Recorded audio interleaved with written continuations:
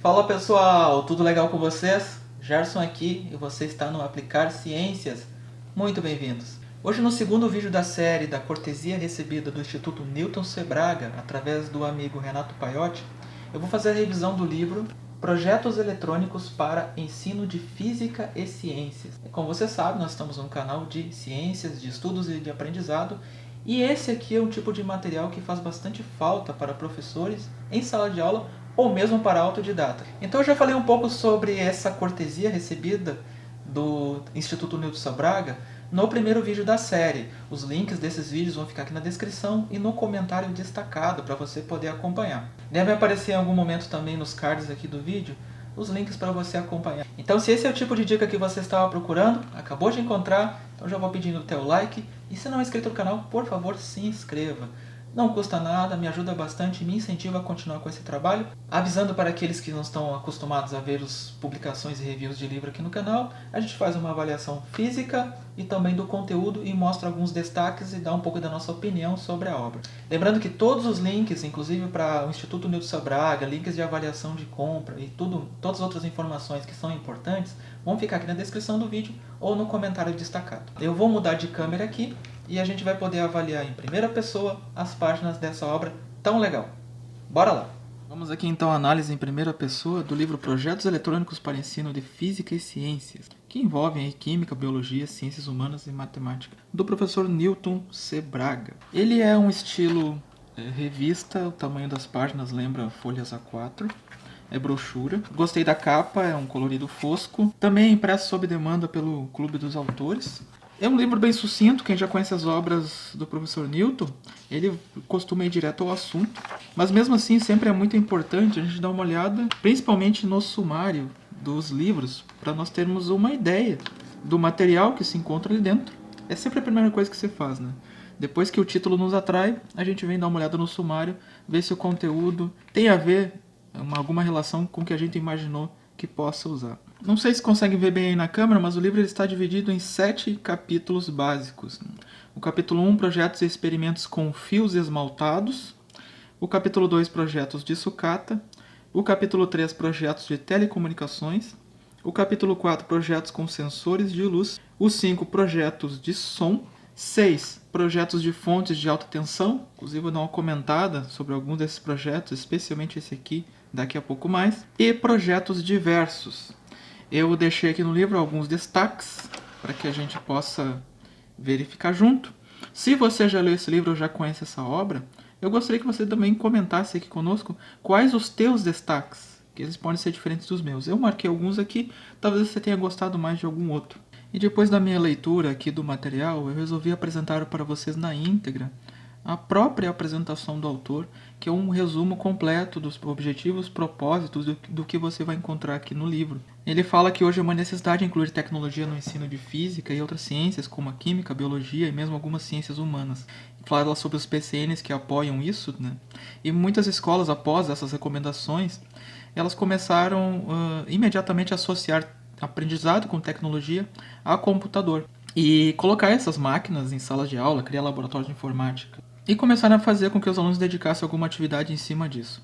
No entanto, como ele fala aqui, em nossa opinião, ensinar tecnologia ou usá-la na escola não é ensinar informática ou mexer no computador e acessar a internet. A tecnologia em nossos dias vai muito além do computador e mexer com tecnologia significa muito mais do que ter acesso à internet. E por mais que isso seja uma realidade já de anos atrás, nunca foi tão atual como hoje. As escolas já estão começando a perceber que ensinar tecnologia é trabalhar com eletrônica, mecânica e a moderna ciência derivada das duas, o que o pessoal chama de mecatrônica, mas já começaram a mudar também o nome aqui nas nossas terras brasílias e já vemos muitas escolas a difusão do ensino de robótica. Então a mecatrônica passou a ser chamada hoje genericamente de robótica. Mas uma escala mais ampla, nós podemos dizer que a eletrônica e a eletricidade aplicada a projetos simples e experimentos oferece uma gama enorme de possibilidades aos professores do ensino fundamental e médio que desejam trabalhar em feiras de ciências, aulas mais atraentes e tecnologia. Mais do que isso, existem muitos projetos eletrônicos simples que podem ser usados para ensinar física e outras ciências,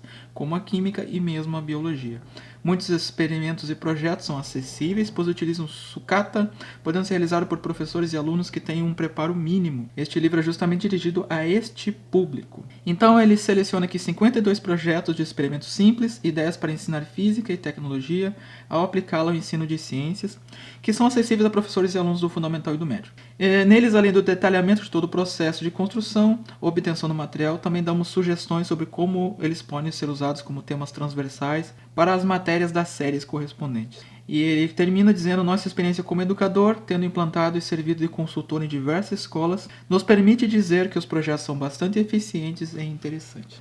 Uma curiosidade também, o professor Newton ele tem livros publicados em outros idiomas, por exemplo, o inglês e chinês. Sobre as páginas, ele é um papel branco, fosco, de leitura boa, a fonte, o tamanho dela é bom. Também é sem serifa, que facilita bastante. E a dobradura da lombada, ela é um pouco apertada, mas não é nada assim que atrapalhe muito. Até porque ele parece ter assim uma proposta mais de ser usado como caderno e apostila do que propriamente para ficar muito tempo lendo. Ele não é um livro assim para ler de capa a capa, embora seja interessante para tomar conhecimento, mas ele é bem pontual, você pode ir direto ao que você precisa. Ele está organizado de uma maneira bem interessante, eu vou mostrar para vocês aqui um exemplo. Por exemplo, esse projeto que eu deixei como destaque, um projeto de indução. Olha como ele está organizado. Ele tem o nível, aqui diz a partir do nível fundamental, 7ª série, recomendado, e aí ele faz uma lista dos materiais que você pode precisar. E depois ele tem algumas ilustrações mostrando provavelmente a maneira como você poderá orientar a sua montagem, dá instruções sobre essas montagens e logo a seguir ele faz uma explicação. Então é aqui que entra a questão do professor, como é que ele pode usar, que tipo de explicação ele pode procurar extrair, ou o próprio aluno, né, para sua apresentação, para começar então a sua pesquisa e aprofundar. Ele fala também sobre a experiência, como organizar essa experiência, com os resultados que precisam ser observados, para ver se ela está funcionando a contento. Depois tem algumas sugestões para ampliar, muitas vezes, a experiência. Ele sugere competições, eu acho isso bem bacana, porque auxilia na questão criativa. E tem um pequeno questionário, uma autoavaliação, ou pode ser um pontapé inicial para você fazer uma avaliação do trabalho da turma. Outro destaque que eu gostei bastante é essa plaquinha aqui, identificadora de transistores, principalmente se você for trabalhar com material alternativo, como por exemplo componentes usados ou retirados de sucata. É bom saber se eles estão bons, e muitos dos projetos aqui eles usam esses transistores comuns, que é uma peça eletrônica.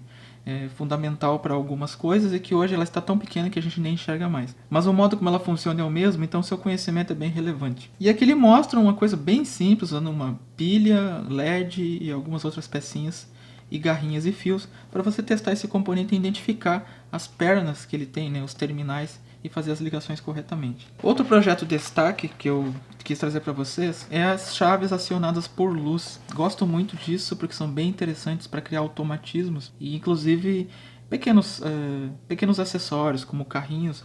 Eu já usei inclusive numa aula minha o carrinho que era acionado por uma lanterna. Você colocava a lanterna nele, ele saía em direção e a gente fazia uma competição, né? Qual era o carrinho, qual a construção de carrinho era mais rápida, mais veloz, cruzava a linha de chegada primeiro. E foi bem interessante. Não foi muito complicado de montar e nem dispendicioso na época. Outro destaque são os projetos com som, que utilizam amplificação de áudio.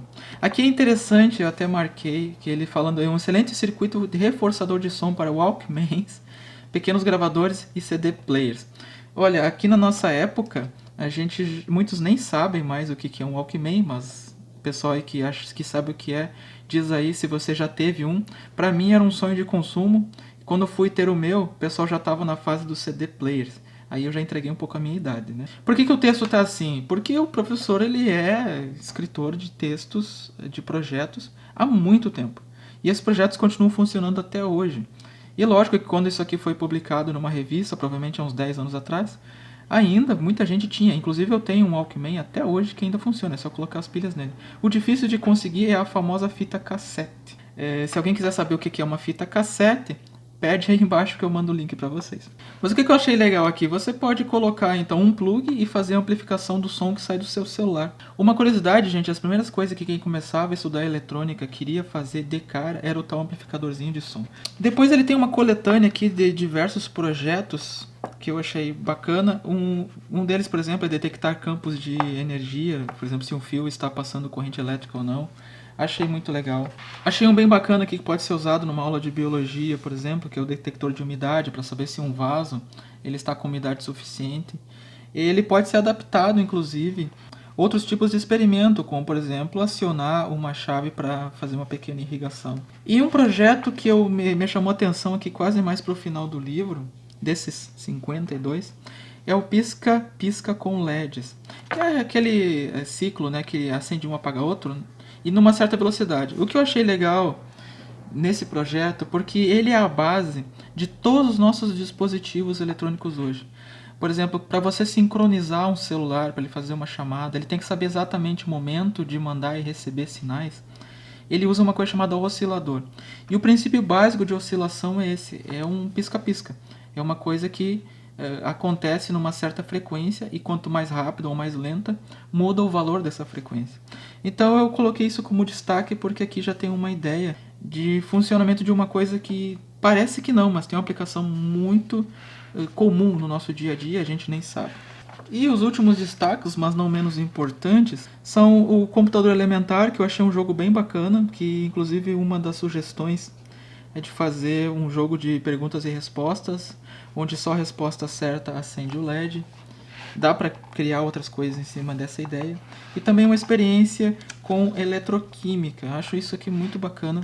Pode ser usado numa aula de química e adaptar esse conhecimento muito facilmente. Falando agora sobre os pontos do material, além do que eu gostei da organização, como eu citei para vocês, ele cita ali o nível, também cita o material, a maneira de execução, depois da explicação, do experimento. Ele cita logo em seguida algumas ideias para explorar isso e também algumas questões que podem ser usadas para uma atividade avaliativa. Um outro ponto que é interessante destacar é que o livro ele é repleto de gravuras ou diagramas de montagem.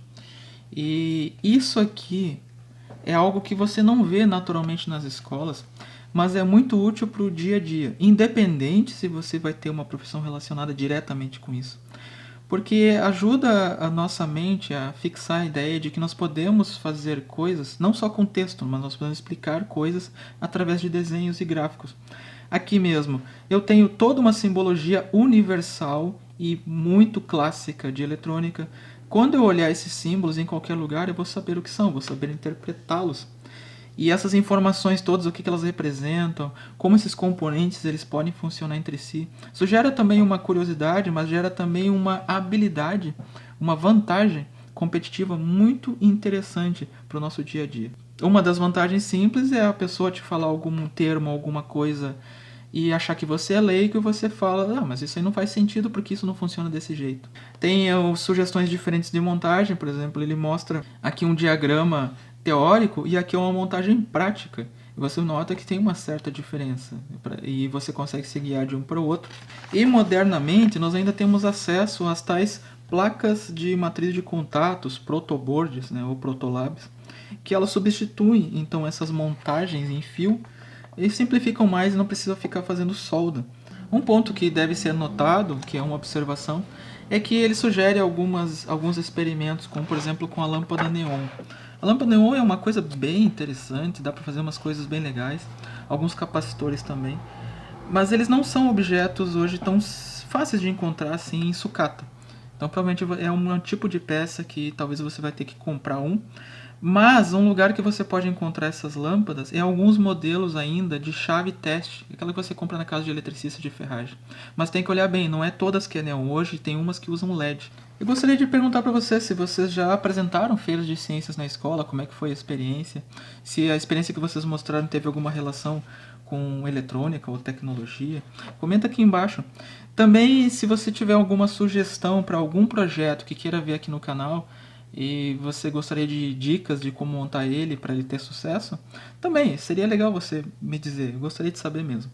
Talvez daqui a pouco a gente traga mais alguns experimentos, a gente não tem muitos aqui no canal, Mas é por falta às vezes de pedido mesmo, né? Quem sabe com bastante pedido a gente retorne de novo a alimentar a nossa playlist lá de experimentos.